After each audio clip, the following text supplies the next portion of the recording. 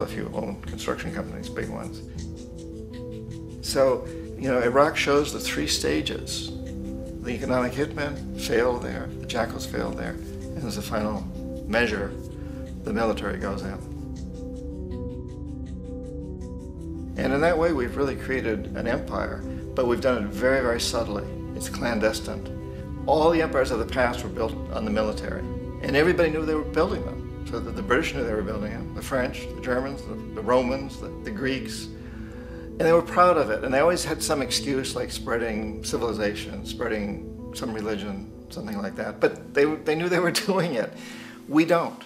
The majority of the people in the United States have no idea that we're living off the benefits of a clandestine empire, that today there's more slavery in the world than ever before. And then you have to ask yourself, well, if it's an empire, then who's the emperor? Obviously, our presidents of the United States are not emperors. An emperor is someone who's not elected, doesn't serve a limited term, and doesn't report to anyone, essentially. So you can't classify our presidents that way. But we do have what I consider to be the equivalent of the emperor, and it's what I call the corporatocracy.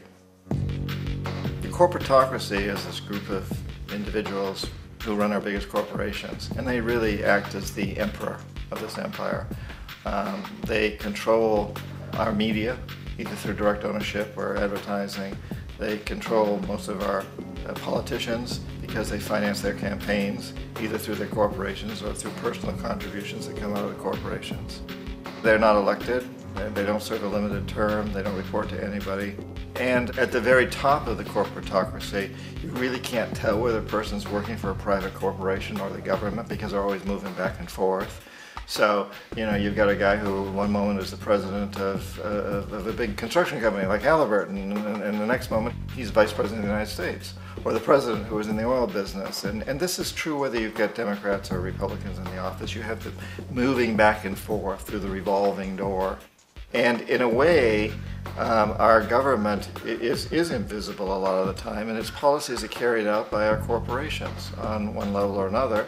And then again, the policies of the government are basically forged by the corporatocracy and then presented to the government. They become government policy. So it's an incredibly cozy relationship. This isn't a conspiracy theory type of thing. These people don't have to get together and plot to do things.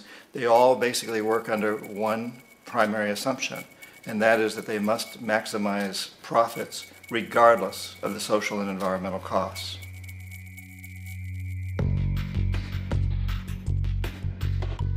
This process of manipulation by the corporatocracy through the use of debt, bribery, and political overthrow is called globalization. Just as the Federal Reserve keeps the American public in a position of indentured servitude through perpetual debt, inflation, and interest, the World Bank and IMF serve this role on a global scale. The basic scam is simple. Put a country in debt either by its own indiscretion or through corrupting the leader of that country, then impose conditionalities or structural adjustment policies, often consisting of the following. Currency devaluation. When the value of a currency drops, so does everything valued in it. This makes indigenous resources available to predator countries at a fraction of their worth. Large funding cuts for social programs. These usually include education and healthcare, compromising the well-being and integrity of the society, leaving the public vulnerable to exploitation. Privatization of state-owned enterprises. This means that socially important systems can be purchased and regulated by foreign corporations for profit. For example, in 1999, the World Bank insisted that the Bolivian government sell the public water system of its third largest city to a subsidy of the U.S. corporation Bechtel. As soon as this occurred, water bills for the already impoverished local residents skyrocketed. It wasn't until after a full-blown revolt by the people that the Bechtel contract was nullified.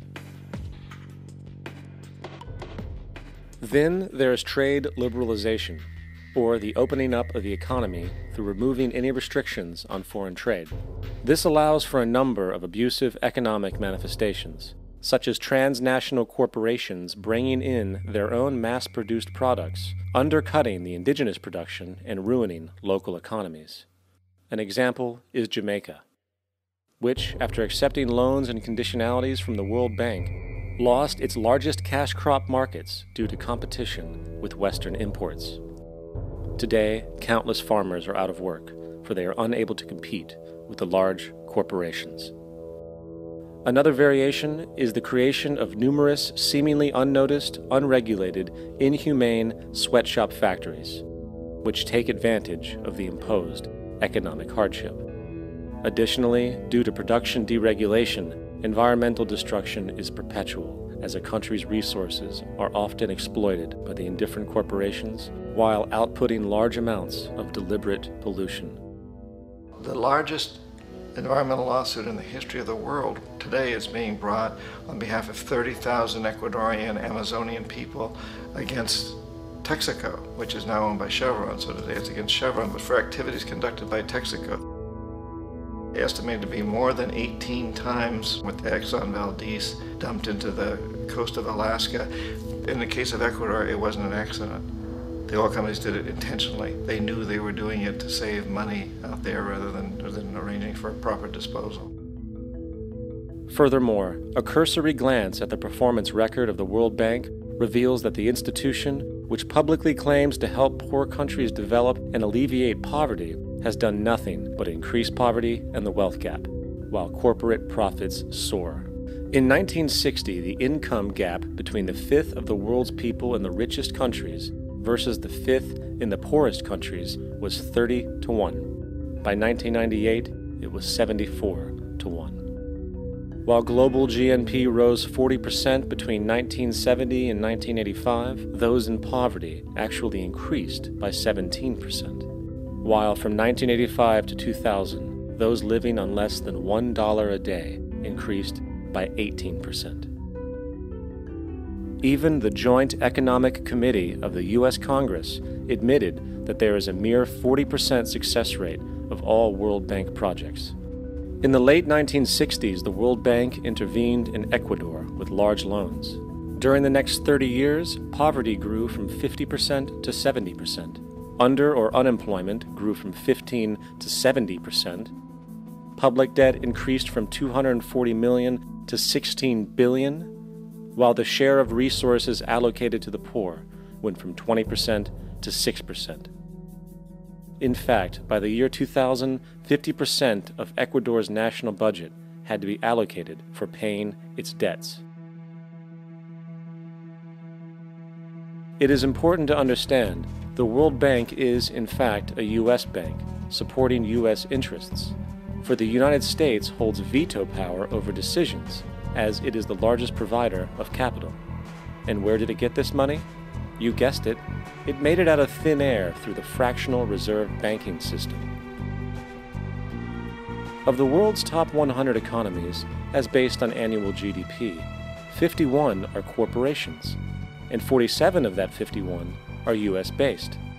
Walmart, General Motors, and Exxon are more economically powerful than Saudi Arabia, Poland, Norway, South Africa, Finland, Indonesia, and many others. And, as protective trade barriers are broken down, currencies tossed together and manipulated in floating markets, and state economies overturned in favor of open competition and global capitalism, the empire expands.